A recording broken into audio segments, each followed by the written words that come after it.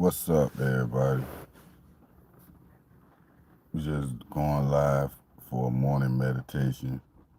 Outside is doing a little raining, and just go enjoy the peace.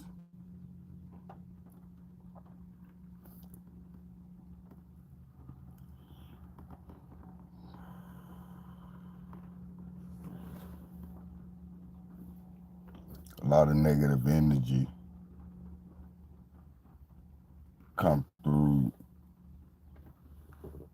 in the morning. A lot of times in the morning, negative energy and negative vibes enters your spirit, and if you're not prepared for it, it'll make your day a messed up day. I'm gonna say it like that. So, best thing, best thing for you to do is to get as much of a positive spirit and a peaceful settings in your atmosphere. So you go do something that makes you feel at ease. You'll do something that makes you calm, cool, and collective. Because I was supposed to been taking loose in my hair. I just got out the shower, so I normally tie my hair up so it don't get too wet. Just a good moisture, so I'll be able to put the oils in my hair and let it go like that. Now, just me letting my hair go, I felt the tension being released. Just having my hair tied up, it could bring tension. So I released that. I'm in my car, I'm chilling, and it's 54 degrees where I'm from, and that's cold. So I got the heater on, and I got my morning meditation device. You know what I'm saying?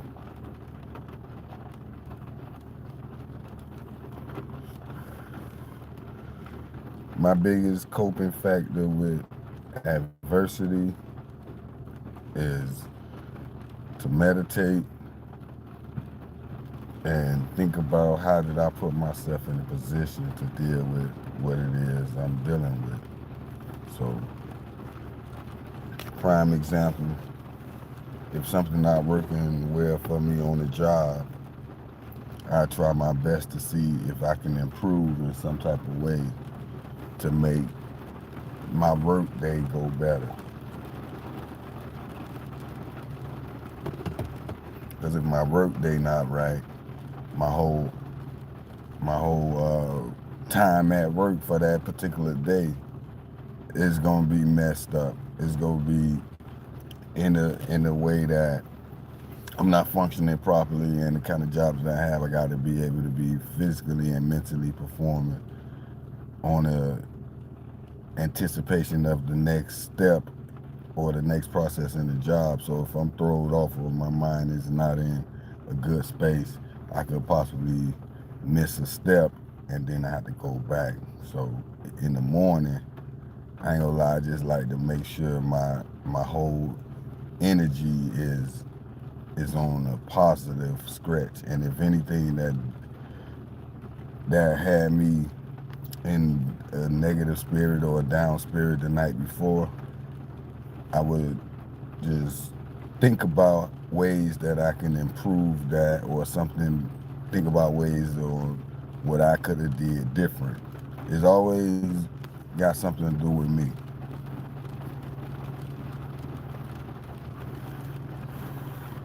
You can think about a time when,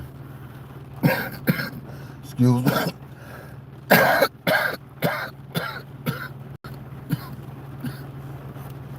I'm gonna put this down right now. I think it's reaching the point where I need to be for now. So I concentrate on my energy. So back to what I was saying. think about what happened the night before. And if it wasn't in a good space or good spirit, if it was something negative, I think about what I could have did different. I think about what was said, how I responded, and what should I've said now that I'm thinking about it with a more clearer head. And it all resorts down to me doing something different. It's always somewhere along the line where I should have did something different. Regardless if it's not the outcome or regardless if I feel that someone else is ultimately at fault, it's still something that I could have did different. So with that being said, I just like to really reflect on my personal issues, my personal gripes, what I need to do to improve myself, because I'm the only one in control of what I got to do. Regardless if it's more people involved, I have to learn how to maneuver and be on the same page as someone that have to maneuver the right way. Yeah.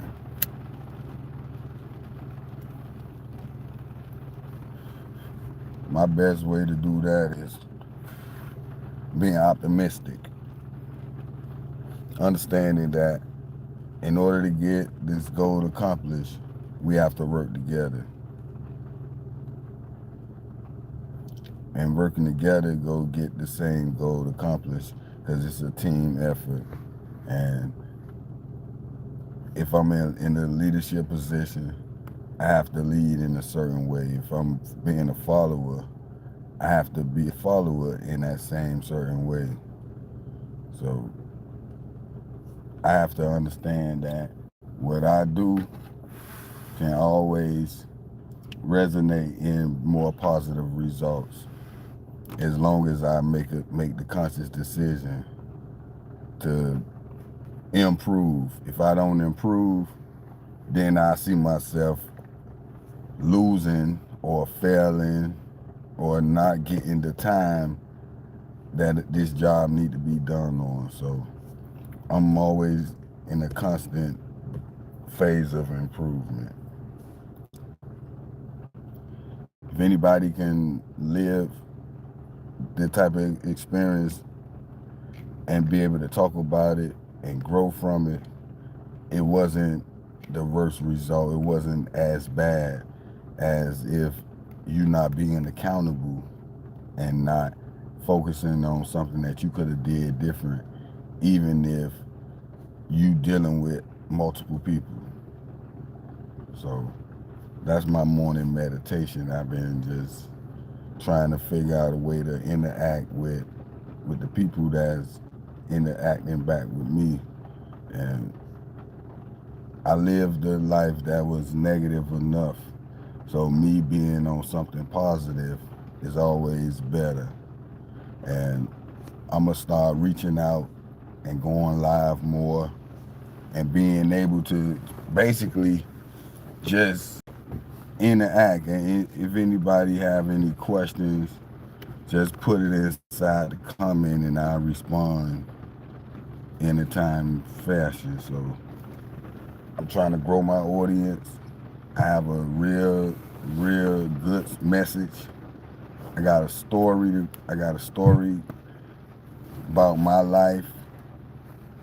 I lived many different lives. I wore many different hats. And I'm in a gray stage. So if I don't have two things that's most important, it's my health and my understanding of life. As long as I have those two things, everything else will fall in place as they should. Me being accountable for my actions and my shortcomings and all my downfalls is It's a me problem, it's a me issue, and if I can't differentiate or compartmentalize the different aspects, the different levels of responsibility, the different roles that I have to play in my outcome in life, that's how I could be able to grow from any problem, any situation. Yeah, it's a confession. Yeah, it's a confession.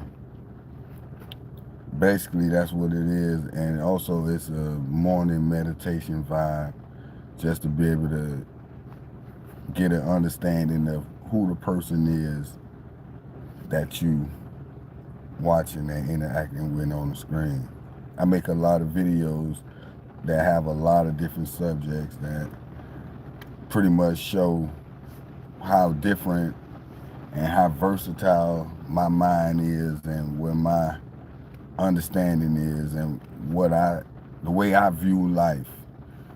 And is not cookie cutter, is outside the box, and is also coming from a perspective of someone who really had a major second chance on life at a young age. That pretty much shaped my whole outlook because of what happened when I was a teenager. I'm gonna get into that story because just like one of you, who that, Joey? Shout out to Joey if you still in the chat. I'm gonna tell you my story starting at age 16. And that was years ago. Because you can see I'm on OG status. You can hear my tone that I'm not a YN. So basically, this story started when I was 16, and this was 1993. And I bought my first gun. I was in the 11th grade, and a couple of homies I knew was robbing people. So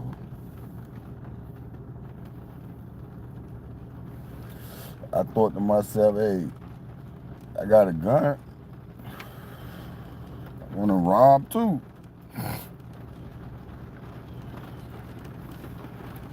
That wasn't the best decision at that time, but that's the decision that I made.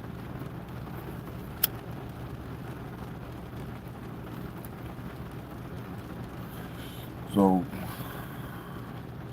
my buddy came around, and he had a Toyota Corolla that was stolen. You know, he came through, and he was like, I know I got a lick for us. So I grabbed my fire, and we jumped in the little stove. Back then we used to call it a splat. Stole the car, I don't know why it's called a splat, but that's what we used to call it.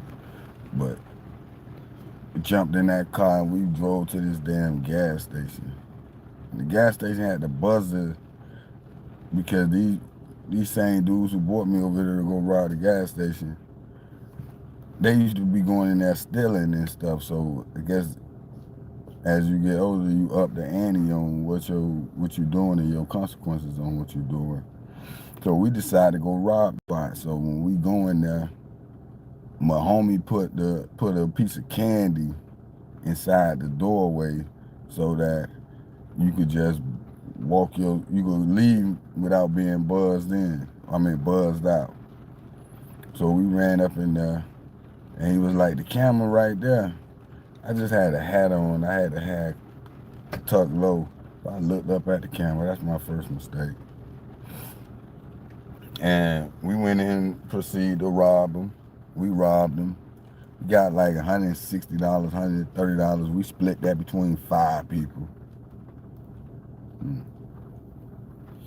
Right. Yeah, we split that between 5 people. And we went and go do another one. And we did, I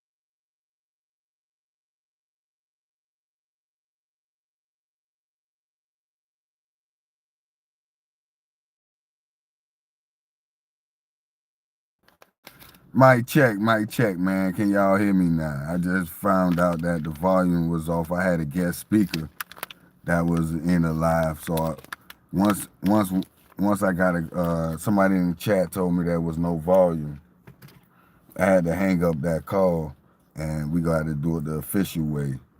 So we go out to jump in the live, and then request that I bring them up as a guest. So yeah, we gonna do it like that. But until that time happen, I'm not gonna even tell you what we talked about. I'm gonna let that flow naturally. So we might be across the board from what we talking about right now, and then if my guest could link up, we might change the whole subject. But that's just how my channel is. It's across the board, and it's gonna be on some real spirit at all times. That rain picking up, so I had my windows cracked. So I had to close those right quick, and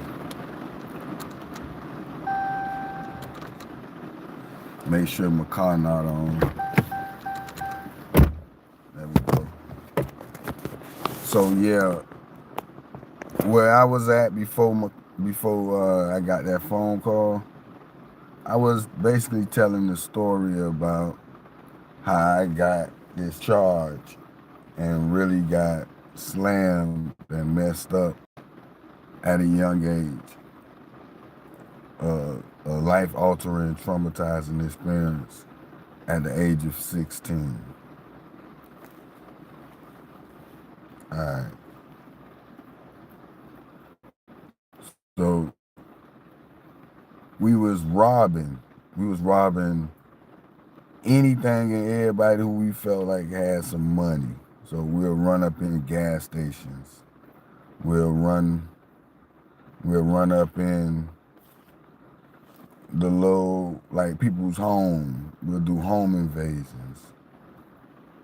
And we'll just take whatever they had on them at the time. We don't run through the house. We'll just get in, try to get in and get out. And I remember my partner was telling me about this particular gas station. It was a 7-Eleven.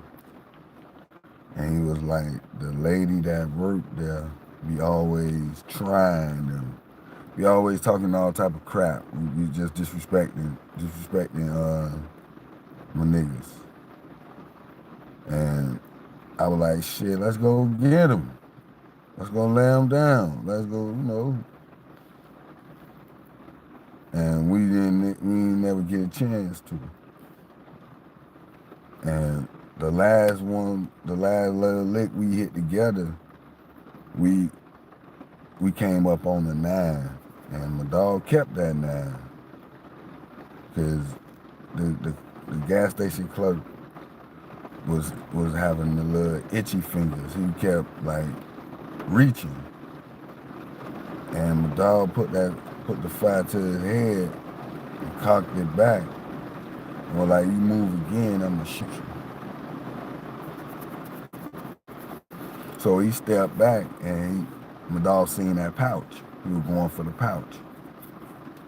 So we grabbed that pouch and got up out of there, grabbed the money and stuff. Got up out of there. So that's when my dog was telling me about the 7-Eleven. So I was like, yeah, man, let's go get him. Let's go, you know what I'm saying? Let's go lay him down or whatever. Let's go. I'm with it. And I ain't, my dog ain't come back the next day. We messed around and I ain't do nothing with him. I was like doing small little licks around my apartments and stuff.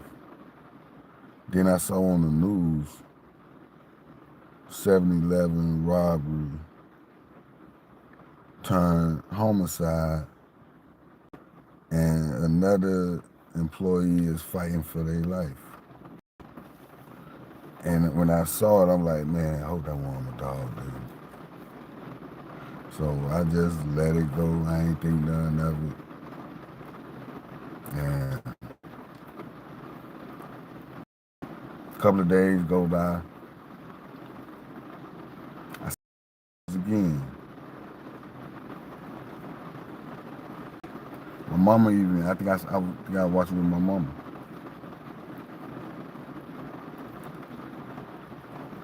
My mama made a comment like, that's messed up how they did them people.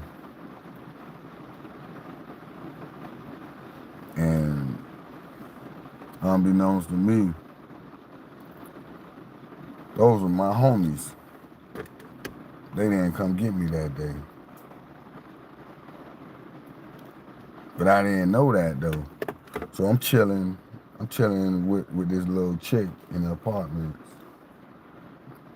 And we just vibing. And I noticed this car downstairs with a white man in it. And she was talking about, like, looking at the man like, man, F him. I boom, boom, boom, boom that dude, I'm 16. I'm just big talking. I ain't for the shit. But we there all day, basically, just chilling. And dude there all day.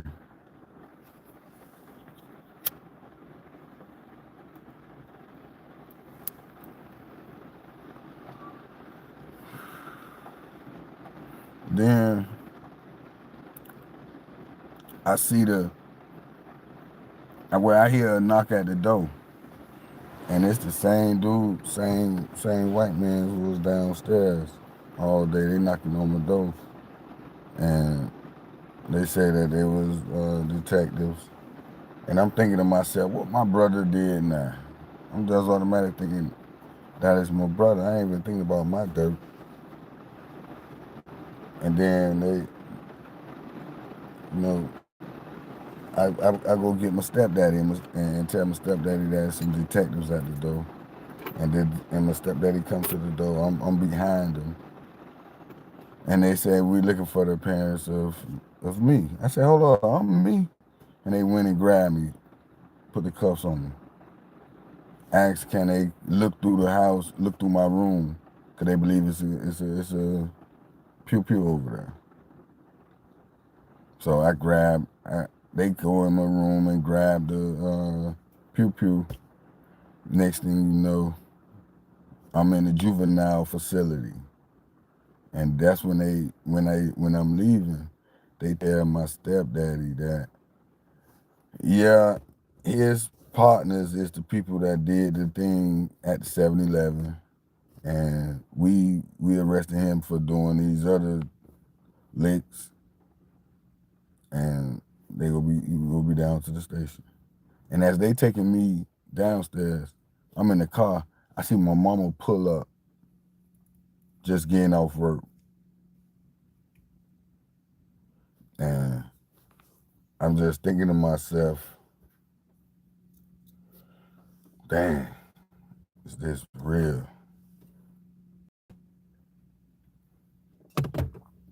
And they take me to the juvenile. I go in.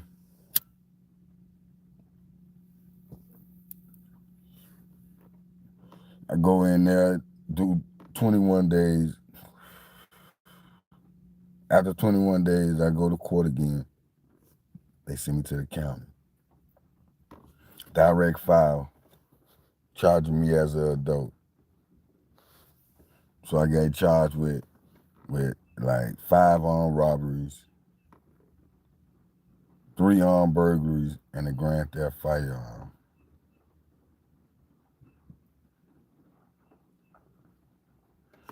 So here we go. We got court dates that we appearing to. I come to the conclusion that my homie who did the pew-pew at the 7-Eleven, he told the police about the other stuff that we did, And that's how I get arrested. They come to my house. So we got court, and I don't understand the court process. All I know is I'm being charged with a lot of robberies and I don't have no bond.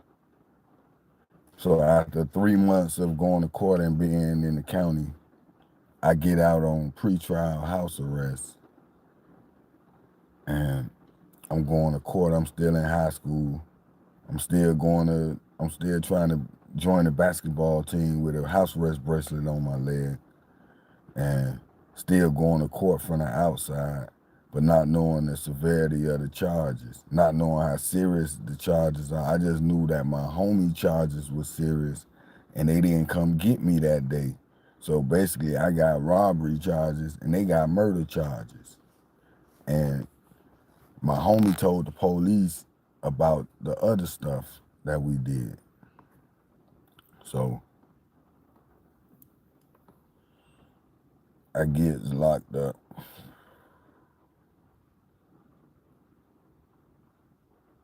Yeah, I'm gonna change the subject when the people come in. So yeah, this morning meditation is just for you to just relax wherever you joining in from. Hopefully you in a peaceful place, a calm environment, so that you will be able to receive this message in the most positive manner.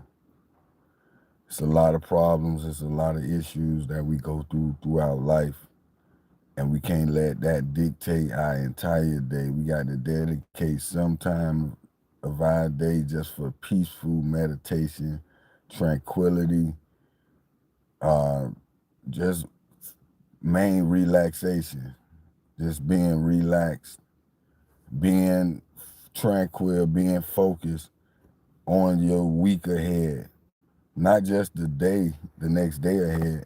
Try to have a weekly plan so that the goals that you're trying to accomplish, your weekly goals, your short-term goals, your small goals, be able to be accomplished throughout the week.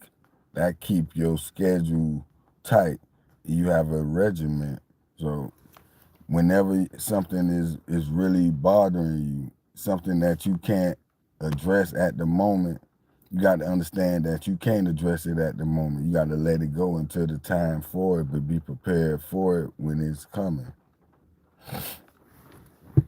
How many times a day that you could think to yourself that you actually let go of the BS?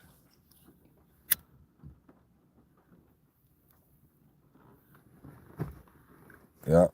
I got to share this live out.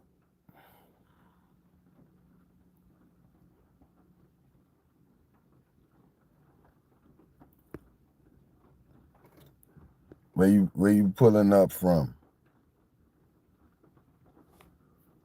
This a morning meditation. It was a confessional earlier. It was a portion of my life. But this live is versatile. It's gonna go in a lot of different directions. If you got a subject to bring up, you just type it in into the chat as a comment, and then we could jump on that subject. Anything you want to address, anything that's going on in the world, we could talk about it. We could chop it up, and you got a space for you to be able to communicate at all times.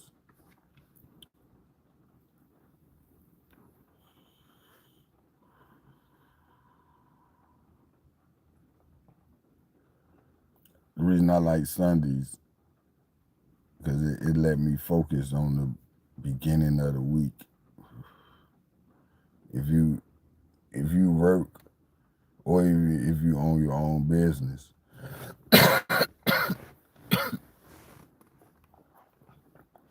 Sundays, hold up. Hey, yeah, my bad. Sunday be the days that you go always just know that Monday is coming. Instead of dreading Monday, You got to look at Monday as the opportunity to get your first foot forward because Monday ain't going nowhere. Monday gonna always be Monday.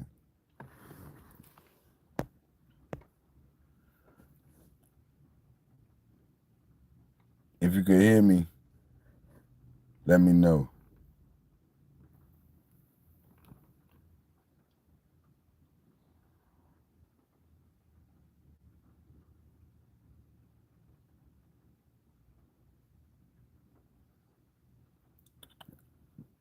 Hey, if you could hear me, let me know.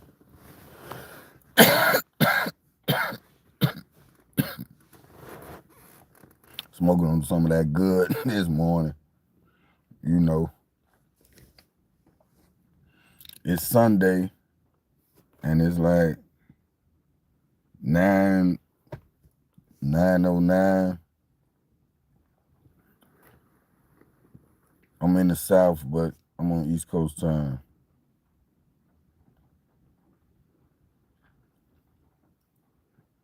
Get your priorities together on Sunday for the week that's coming. Make sure you have your work clothes, your school clothes, your gym clothes, everything packed up so that you can be prepared for that week.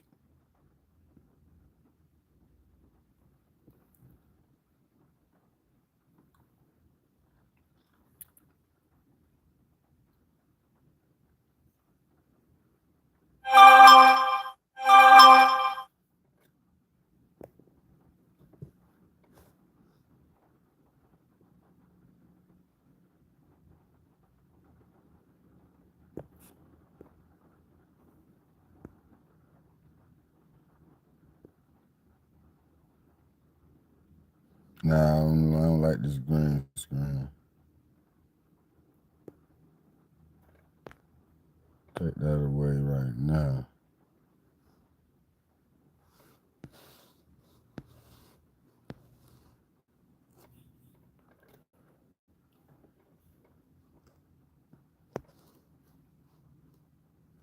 See them gloves right there though? Yeah, these my work gloves there, man. Them what I'm be working with.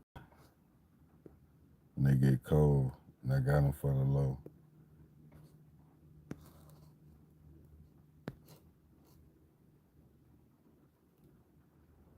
I be on the road a lot.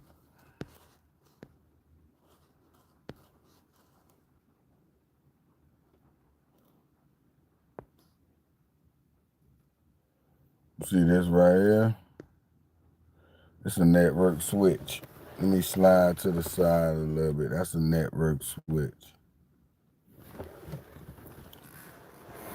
You got to be able to learn how the networks go. It's the only way you're gonna be able to get some money as a network technician.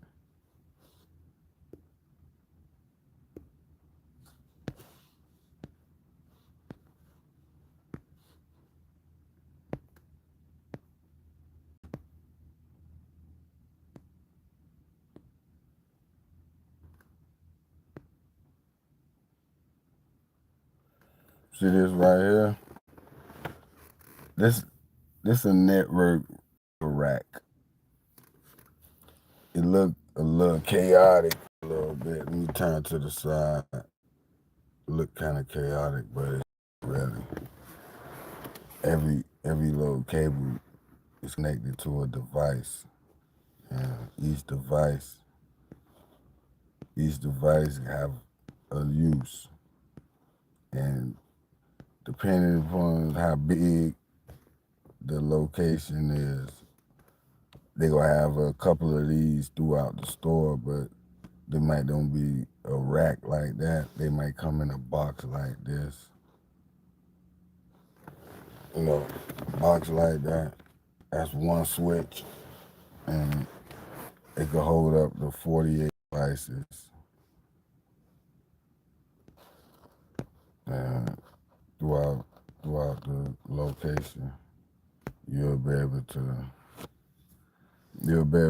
like utilize those devices